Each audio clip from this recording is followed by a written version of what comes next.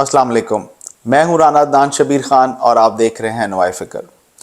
मेरे एक इंतहाई करीबी अज़ीज़ जो मेरे दिल के बहुत करीब हैं और इंतहाई सीनियर सिटीज़न हैं, उन्होंने मुझे कॉल कर एक रिक्वेस्ट की कि आप प्लीज़ अपने व्लॉग में एक छोटा सा पैगाम पाकिस्तानी कौम को दें, जो कि वो एज़ अ सीनियर सिटीज़न चाहते हैं कि पाकिस्तानी कौम इस चीज़ को ऐसे समझे। पाकिस्तान इस वक्त इलेक्शंस की तरफ जा रहा है।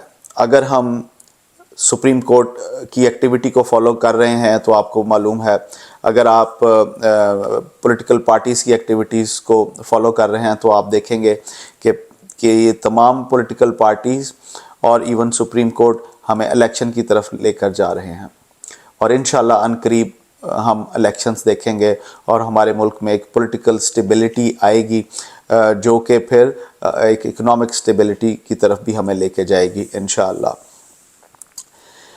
पाकिस्तान में हर शख्स ने अपनी पॉलिटिकल पार्टी को और पॉलिटिकल लीडरशिप को सिलेक्ट कर लिया है और ये उसका हक है, ये उसका बुनियादी हक है कि वो अपनी मर्ज़ी का, अपनी चॉइस का पॉलिटिकल लीडर सेलेक्ट करे और उसको फॉलो करे।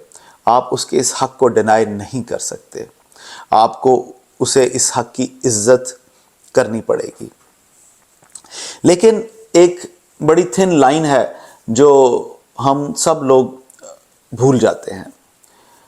हम लोग जब एक पॉलिटिकल लीडर को सिलेक्ट कर लेते हैं, एक उसकी चॉइस कर लेते हैं, तो फिर हम उसको एक मसीहा बना लेते हैं। पाकिस्तान में इसकी बहुत सारी मिसालें मौजूद हैं और फिर हम उसकी ब्लाइंड फॉलोइंग शुरू कर देते हैं और फिर उसकी हर गलत और सही बात को डिफेंड करना हम अपना फ़र्ज़ समझ लेते हैं।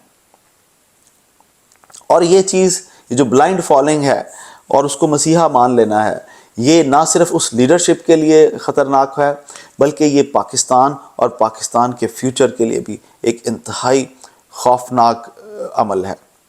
हम जब किसी को फॉलो करते हैं तो हमारे अंदर इतना करैक्टर स्ट्रेंथ होनी चाहिए, इतनी मॉरल स्ट्रेंथ होनी चाहिए कि हम उस लीडर के चेहरे पर जाके कह सकें कि सर, आप तो कहते कुछ और थे, आप करते कुछ और हैं, आपके कॉल ऑफ फेल में तज़ाद मौजूद है। मैं किसी एक पार्टी को या किसी एक लीडर को बिल्कुल पॉइंट आउट नहीं करना चाहता, ना ही मेरा इसमें कोई मकसद है, लेकिन मैं आपको समझाने के लिए, जैसे कि हमारे यहाँ एक पॉलिटिकल पार्टी की लीडरशिप ये कहती थी कि हम पाकिस्तान को पेरिस बना देंगे। एक पॉलिटिकल पार्टी की लीडरशिप ये कहती है कि मैं पाकिस्तान को मदीने की रियासत बना दूंगा। एक रिलीजियस पॉलिटिकल पार्टी कहती है कि हम लोग नबी के ग़ुलाम हैं। एक पॉलिटिकल रिलीजियस पार्टी ये कहती है कि पाकिस्तान में शरीयत का नफाज होना चाहिए।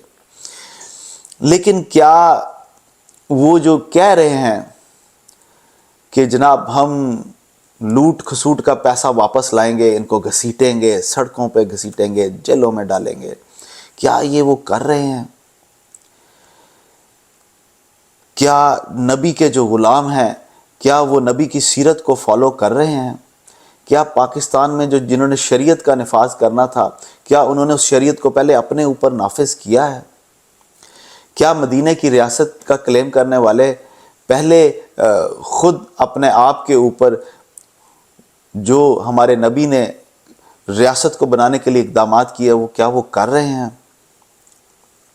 छोटी सी चीज़, एक छोटी सी मिसाल देता हूँ। आप इन प्रोटोकॉल्स को देख लें कि एक प्राइम मिनिस्टर जा रहा है और उसके पीछे 3-3, 4-4 ADCs, SSG के जवान, और वो एक ग्लैमरस और एक आर्टिफिशियलिटी, जैसे वो बहुत बड़ा कोई हीरो है। कोई भी प्राइम मिनिस्टर, पिछले सारे प्राइम मिनिस्टर्स को देख लें, आप चीफ मिनिस्टर्स को देख लें, आप किसी सियासतदान को जिसकी कोई इस वक्त शायद वो MNA MPA भी नहीं है, आप उसी को देख लें कि बड़ी बड़ी लैंड क्रूज़र्स और आगे प्रोटोकॉल, पीछे प्रोटोकॉल, लाखों करोड़ रुपया अवाम का उसके ऊपर खर्च होता है। क्या मदीने की रियासत या पेरिस का प्राइम मिनिस्टर یا نبی کے جو غلام ہیں ان کی لینڈ کروزرز کو دیکھیں اور ان کے پروٹوکالز دیکھیں، ان کے آگے پیچھے لوگوں کو دیکھیں، کیا یہ سب اس چیز کو فالو کر رہے ہیں جو ہمارے نبی نے ہمیں بتایا تھا، جس کا آپ کلیم کر رہے ہیں، جس کی آپ بات کر رہے ہیں؟ حضرت عمر کے زمانے میں جو اسلامک امپائر کی میکسیمم ایکسپینشن ہو چکی تھی، اور اگر آپ اس وقت دیکھیں تو امیر المومنین کے کیا یہ پروٹوکالز تھے؟ ایک چھوٹی سی اور مثال دیتا ہوں.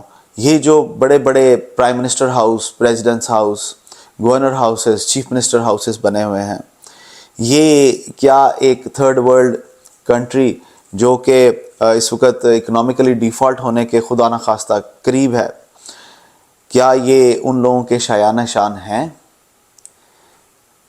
کیا برٹش پرائم منسٹر بھی اسی قسم کے گھر میں رہتا ہے؟ کیا اس کا آفس بھی اسی قسم کا ہے؟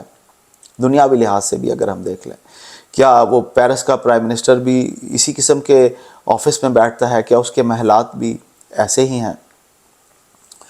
پریزیڈنٹ باڈی گارڈ کو دیکھ لیں. ہم نے روایات کے نام پہ یہ جو سرونٹ لیگیسی ہے اور برٹش لیگیسی ہے، اس کو ہم فالو کر رہے ہیں. اور یہ جو ذل سبحانی کلچر ہے کہ ہمارا وزیر اعظم، ہمارا چیف منسٹر، ہمارا منسٹر، وہ اپنی گاڑی کا دروازہ بھی خود نہیں کھول سکتا، وہ اپنے آفس کا دروازہ بھی خود نہیں کھول سکتا، اس کے لیے دربان مقرر ہے.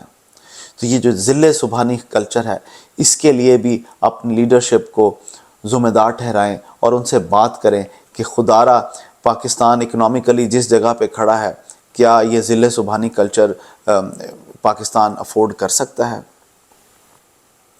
میں اپنی بات کو اس طرح کنکلوڈ کروں گا کہ قرآن پاک میں حکم ہے کہ تمہیں کسی بھی بات کا تعصب حق بات کو کہنے سے نہ روکے کہ جی یہ میری پولیٹیکل پارٹی ہے، یہ میرا ایتھنک گروپ ہے، یہ میرا لنگوسٹک گروپ ہے، یہ میرا فرقہ ہے، یہ میرا قبیلہ ہے، یہ میری برادری ہے، اور اس کی ہر غلط اور صحیح بات کو مجھے بائی ہک اور بائی کروک ڈیفینڈ کرنا ہے. ہمیں اپنے ایٹیٹیوڈ کو چینج کرنا ہے. ہمیں سب سے پہلے یہ کہنا ہے کہ پاکستان کا انٹرسٹ میری پارٹی کے انٹرسٹ سے اوپر ہے، میرے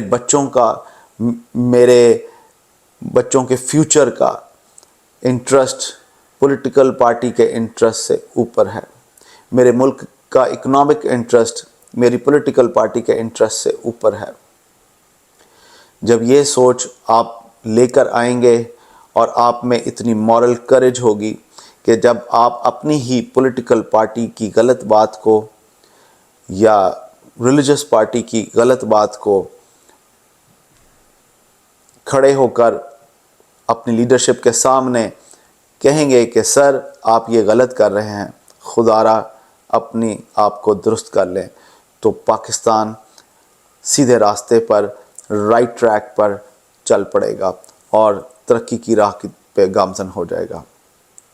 میں آپ سے اجازت لوں گا پروفیسر اشفاق احمد کی اس دعا کے ساتھ. اللہ آپ کو آسانیاں نصیب فرمائے اور آسانیاں تقسیم کرنا نصیب فرمائے. السلام علیکم.